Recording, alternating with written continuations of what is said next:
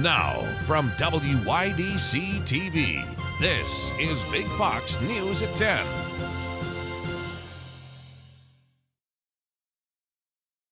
Good evening, I'm Anna Manuel.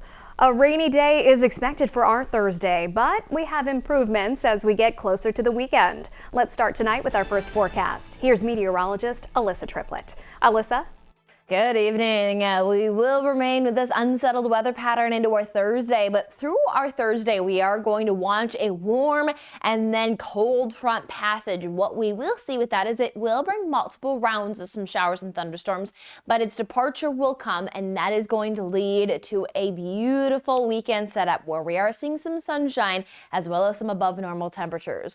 But we'll dive into our full forecast coming up in a few minutes. Thanks, Alyssa. New York State Police in Geneseo are asking for help finding a missing man.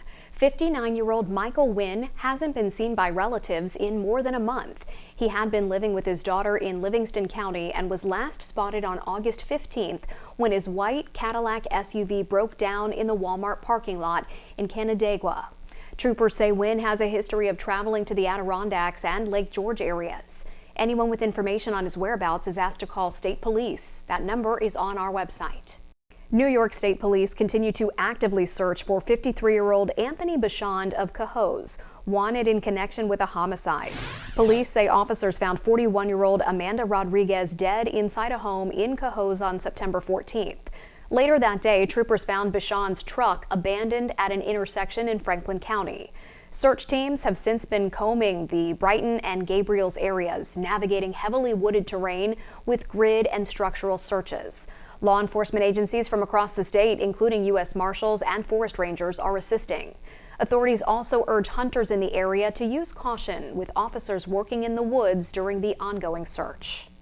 Turning to Dallas now, where one person is dead and two others injured after someone opened fire at an ICE detention facility. Officials say the shooter is also dead. It happened early this morning at the Dallas ICE facility. Officers say the shooter took his own life as police closed in, and ICE confirms the detainees shot were sitting inside a transport van at the time of the attack. Law enforcement say anti-ICE messages were engraved in shell casings found near the suspected shooter. They also say no law enforcement officials were hurt in the attack. This comes just months after another attack on a Texas immigration facility. Prosecutors called that one a planned ambush. The investigation is ongoing.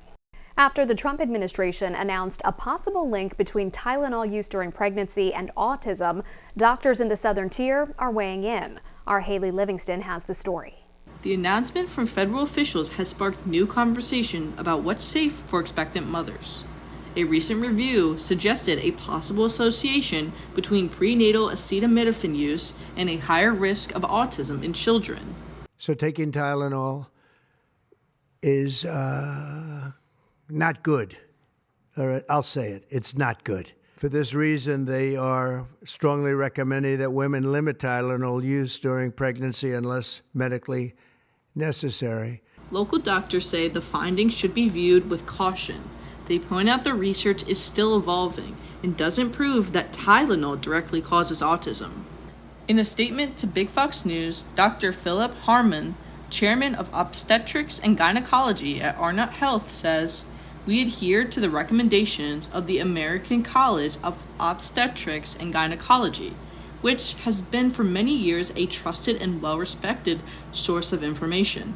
Their latest report concerning this topic states, when considering the use of medication in pregnancy, it's important to consider all potential risks along with any benefits. The data from numerous studies have shown that acetaminophen plays an important and safe role in the well-being of a pregnant woman." Health leaders say the best step for families is to have open conversations with their providers, weigh risk and benefits, and avoid making changes based solely on headlines. Experts stress that more research is needed before any formal recommendations change. For now, they say pregnant women should always talk to their doctors before taking over-the-counter medications. Haley Livingston, Big Fox News, Twin Tiers. Elmira College is earning top marks once again in the latest U.S. News and World Report rankings. The school came in 6th among regional colleges in the North, third for best value, and second for social mobility. The recognition reflects Elmira's strong academic programs, close student-faculty connections, and a growing focus on career-ready fields like cybersecurity, forensic science, and public health. The city of Elmira is updating its official list of trees that can be planted along city streets. A new ordinance amends the code to specify which species are approved, including varieties like flame maple, serviceberry, eastern redbud, flowering dogwood, and columnar cherry. Officials say only the trees on this list may be planted without special permission from the city manager. Find that complete list of approved trees on our website. The trees are changing, the temperature's dropping, and pumpkin is back on the menu. Our Dante Brown headed down to Market Street to see what the fall's harvest is bringing to the southern tier. As the leaf begins to fall, a new harvest crop makes its way through the southern tier. Menus beginning to change at local restaurants, going from summer fruits to fall classics. But once that people are talking about anything pumpkin, they love it. The people love the pumpkin. Instead, baking this time of year brings in a new set of treats that are already running out of the door.